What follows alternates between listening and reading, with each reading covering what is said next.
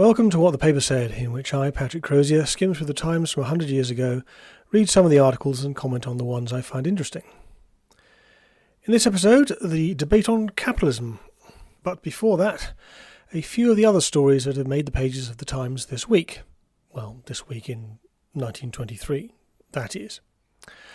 On Tuesday the 20th of March, there was a story about a chap called Charles Hattrey settling a libel action. Now, this may not sound particularly significant, but in a few years' time, Hattrey will, he'll go bust. He'll have a big business. It will go bust pretty spectacularly, partly because it involves, I think if I remember correctly, it involved forging the bonds of Wakefield Borough Council. Anyway, this failure was often said to have sort of precipitated the Wall Street crash, obviously of 1929. Well, maybe it did, maybe it didn't. But the point was that he was remembered for this. Anyway, here he is a few years earlier, getting a mention in the Times, and I just wonder if maybe the people he sued for libel perhaps had a good case. Anyway, they crumbled.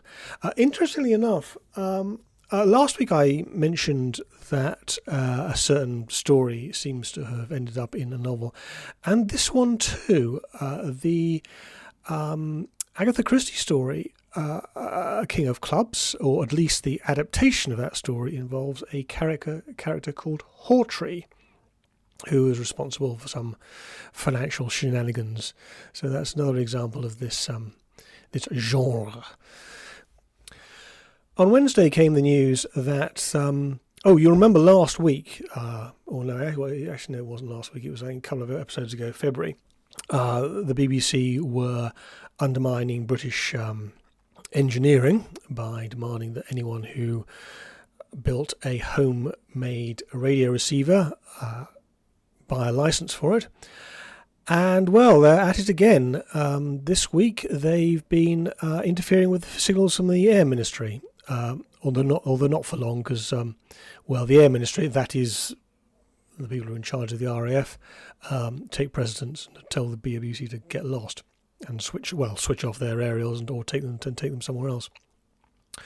On Thursday, now, you may remember in real life, recently on the anniversary of of Russia's invasion of Ukraine, someone decided to paint the road in front of the Russian embassy in blue and yellow. Well, in 1923, someone else is also painting stuff in blue and yellow. Not the road, just the precincts of University College. Turned out that it was the students of East London College were doing this. Now, there is no East London College nowadays. It got changed to Queen Mary College after, the current Queen Mary, as was Princess Mary of Teck, the wife of George V. Anyway, on Friday, there was an interesting story about Piggly Wiggly. Now, you may not be familiar with Piggly Wiggly, but it was an American company, and it's long since defunct, but it was the very first supermarket in that the customer walked down, had a basket, walked down an aisle, picked the products or groceries that he or she wanted to buy, and went to a checkout to pay for them. Now, this the first store was opened in the south of the United States, not a part of the United States you tend to associate with cutting edge developments, but anyway, that's where it started. And I can't remember the name of the guy, which is a shame, but it was opened in 1916, and he's done very well, but someone has been shorting the stock. And what the proprietor, the owner of Piggly Wiggly, has done well, obviously I can't be the owner of everything because things are stock outstanding, but he has borrowed some money and organised, I can't remember the exact details of how these things are done, but he's organised a short squeeze.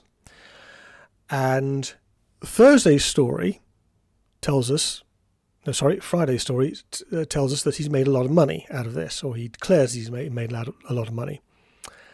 Unfortunately, if you read Wikipedia, you get a different story. What actually happened, or is about to happen, is that the shorters, is that a word? Anyway, the people who are shorting his stock have gone and cried to the New York Stock Exchange and said, we're all going to go bust. So the New York Stock Exchange has suspended trading in Piggly Wiggly.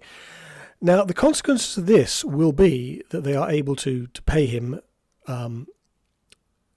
He is not able to make any money out of this.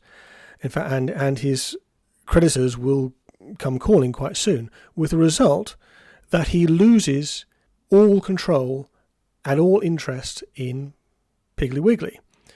Now, there may be more to this story. That's always a thing you've got to sort of bear in mind, but it doesn't sound fair, to say the least.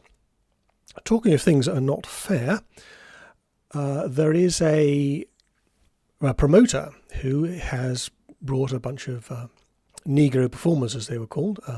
One word's black, but in those days they called them Negroes. And he wants to put them on the London stage. And, well, that is causing a big fuss, because the trade union for stage performers objects. They say this is wrong. Our members are often unemployed. There are 2,000 of us are out of work. We can't have these, I was going to say blacklegs. Well, these people taking our jobs. The promoter has said, well, hang on a minute, are you proposing to black up or something? We haven't got an answer to that, and we'll see how that one pans out. I don't know how many of you are big fans of Top Gear, but you may remember, this is about 20 years ago now, but they sawed off the roof of a Renault Espace and turned it into a convertible, and they solemnly declared that they were the first people ever to create a convertible people mover. Well, little did they know that 1923 was a bit ahead of them in that respect. In those days, a double-decker bus, the top would be open to the elements. I really do dread to think what would happen if it had been raining and you went up there and you sat down. But anyway, that was how it was. I did see a report. This was before the First World War, in which bus companies were trying to find an answer. I mean, you would have thought the answer was to put a roof on the top, but they did say, one of them said, it would have been the London General Omnibus Company, and it did say, we can't do that. It is absolutely impossible. But in 1923, they have a solution. And you've probably guessed it. They've made it. They turned it into a convertible. Yes, you have it's most of the time it's top down. But if it starts to rain, there is a convertible roof that can be that can cover the top of the bus. On Friday, there was a slightly less enjoyable story. There was a story about sleepy sickness, or what's known as sleepy sickness, and the fact that there have been a few more cases of this. This is a disease that's almost entirely forgotten about, and it's a very odd one. It would strike people, small numbers of people, never great numbers. I think it's about 500,000 in total, and would, in many cases, in some cases kill them, but in many cases reduce them to statues. Just put them to sleep for years. Some would die, as I said. Some would recover to some extent, but very few would make a full recovery. I'll say it again, recovery from it. But it's still a mystery. It's still a mystery as to what this was. Anyway. Oh, hang about. I forgot something. I was going to mention, actually, the big stories of this week. They are that the Turks have come back to talks about a peace treaty, and it looks awfully like they're going to sign what they were. They walked out in, I think it was January, and from the talks in Lausanne, and I think it looks like they're just going to, after a huff, they've come back and decided, well, actually, we may as well agree to this. The big issue of contention was the future of Mosul, and considering that, to the best of my knowledge, Mosul has not at any point in the last 100 years been under control of Turkey, it looks awfully like they're going to have to, what's the word? Accept they've lost that. And the other news that was took up some space in the pages of the Times was there has been an inquiry about the governance of London. Now, at the moment, we have effectively one council for what's known as Greater London, which has 32 boroughs and is headed by a mayor. Now, in 1923, there was a London County Council, but that was a much, much smaller area, and it also had a sort of smorgasbord. There's a better word for that. It's a better word for that. I can't remember. Anyway, a sort of mixture of county boroughs and metropolitan boroughs and other boroughs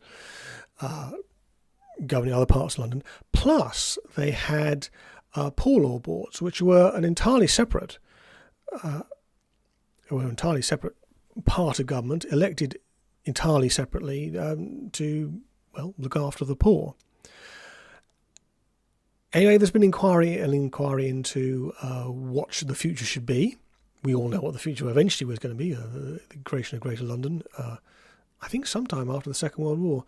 I'm far from convinced that was a good thing, but the report, it manages to have a majority report and two minority reports. So obviously the Commission had a wide range of opinion. Anyway, it looks as if very little happened in the short term. Now, on to the main story. On Wednesday, the 21st, the House of Commons had a debate on capitalism. This would, I presume, I mean, in these days in Parliament, there are such things as known as supply days, in which I think it is supply days, isn't it? Well, the opposition days. Anyway, they are days in which the opposition can choose the subject of debate. And on, well, I say Wednesday, it's actually the Tuesday when this occurred, usually the 20th of March. Philip Snowden, who would later become the Chancellor of the Exchequer, well, he had this to say. This is the title of the motion. That in view of the failure of the capitalist system to adequately utilise and organise natural resources and productive power, or to provide the necessary standard of life for vast numbers of the population, and believing that the cause of this failure lies in the private ownership and control of the means of production and distribution, this House declares that legislative effort should be directed to the gradual supersession of the capitalist system by an industrial and social order based on the public ownership and democratic control of the instruments of production and distribution. Well, it's nothing if not bold. He goes on. Well, actually, he didn't go on. This is the report goes on. He desired at the outset to say that he was always ready to give to those who differed from them equal credit for their honesty and their sympathy with the condition of a large part of the population. They differed, and he would proceed on that assumption in what he had to say as to the best means by which industrial conditions could be improved and social amelioration attained. Kind words across the chamber. You don't often forget that these days. It went on. They had today, in spite of the possibilities of wealth, a very large mass of people working hard under unhealthy conditions and at low wages, and a very considerable part of those who would work unable to work, while at the other end of that social scale they had people so rich that even imagination could not devise means for spending their superabundant wealth. Something that Scott Adams, he of the Dilbert comic, also once said, I think it's in his success book, that when you get to about £2 billion or $2 billion or whatever it was, actually it's rather difficult to spend the money. although I confess I accept that's not really what Snowden's getting at here. He goes on. The capitalist system had assumed the functioning of managing industry. It had failed to do that adequately or efficiently. How could anyone defend a system which was unable to find employment for 1.5 million would-be workers? I think the actual figure at the moment is 1.3 million, not that is makes much difference. Although how capitalist Britain is in 1923 is another question. I think it is worth pointing out that before the First World War, when Britain was much more capitalist than it is now, with much less regulation and taxation, there was virtually no unemployment at all. In fact, to the extent that the word unemployment or unemployed very rarely got used in the Times. They might talk about idleness, but not unemployed. Anyway, he goes on. There was no sphere in which the capitalist system had more lamentably failed than in providing what was the crying necessity of the people, housing accommodation. Well, this demonstrates a certain amount of chutzpah, you'd have to say. Or was it chutzpah? I don't know. At the moment, rents are controlled. It was a wartime measure, which has persisted well beyond the end of the war. And what does that do? Well, it means that people don't want to rent out their houses because they don't get enough money for it. It's not a profitable activity. Why build property for rent when you're not going to get much money for it? So it's no great surprise, but he's blaming capitalism for this. Anyway, he goes on. All the great inventions that were the basis of our present machinery were discovered when men lived together in tribes. The capitalist system would pass away, and was passing away, before the eyes of every one of sufficient intelligence to read the signs of the times. A ministerialist, then why worry? Well, indeed, that's sort of Karl Marx's argument that socialism would spontaneously appear. But I find that an extraordinary statement, this idea that all the developments were discovered when we lived in tribes. This seems a complete inversion of the truth. And for someone of Snowden's age, it wouldn't be ancient history exactly. He would know perfectly well of the extraordinary number of developments that had occurred in his lifetime. Things like the internal combustion engine and a wireless communication and probably 100 other things, and certainly the growth in the use of electricity. So it's a very odd remark for him to be making. The reply came from Sir Alfred Mond. Now he's a rather interesting character. His father had set up a company called Brunnermond, which was a chemical company, and appears to have done very well in the war.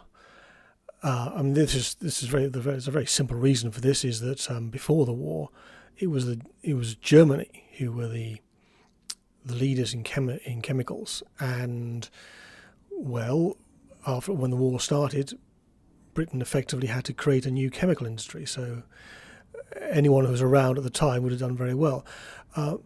Brunnermond, it's a name that's disappeared because it was folded into the Imperial Chemical Industries Company in, I think, 1926, or ICI. Now, if you're my age, you'll be perfectly familiar with ICI because it was a very big company. It's probably, I believe, the biggest company by market capitalization in Britain in the 1980s.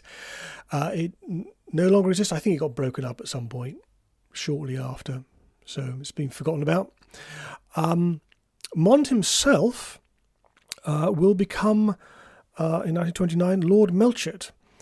Yes, well, I say yes. It all depends if you're familiar with the Blackadder stories. Of course, in Blackadders 2, 3, and 4, Lord Melchett is a very important.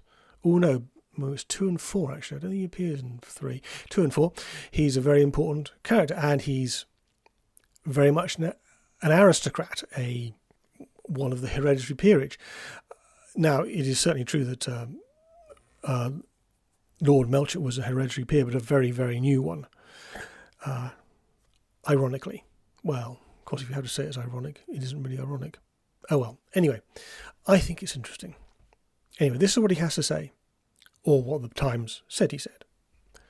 It was extremely easy to blame the capitalist system for ill health, insufficient life, feebleness of constitution, inequality of human ability, but would honourable members tell the House whether under socialism there would be any syphilitic children, whether there would be any drunkards in the world, or any offspring of drunkards?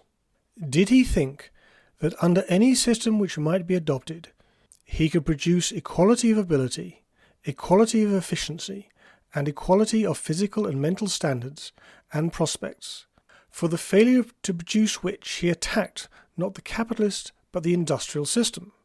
He went on. The wealthy men were not those who had been idle all their lives, but the men who started with very little, and who by hard work, enormous energy, and foresight had built up great industries. He had given a great deal of thought to this subject, and he did not believe it was possible to organize industries on a national basis which would give higher efficiency. You're not kidding. What honourable members had to prove was that they could manage all these enterprises very much better than people in other countries like Germany, France and Italy had been able to do. Honourable members had been very theoretical, but at bottom they were unpractical. You're kidding. He goes on. Paralysis seemed to seize everybody as soon as they began to work for the state or for a municipality.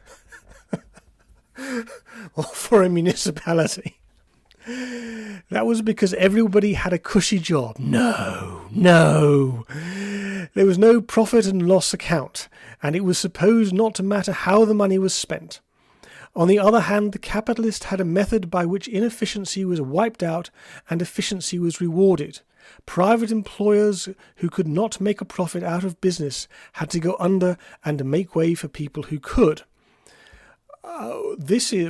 That's almost precisely the argument that Ludwig von Mises made in Socialism, which was published in 1920, or published in German in 1920. Whether Mond would have been aware of this by now, I doubt, but it's exactly the same argument.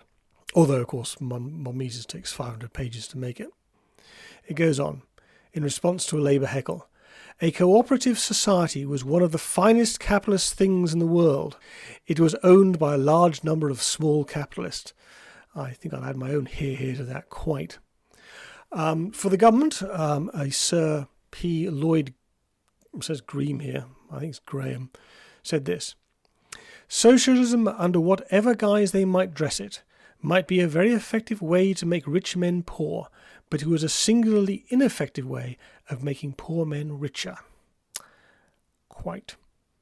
Anyway, that's all for this week. I hope to have something up next week, but I promise nothing.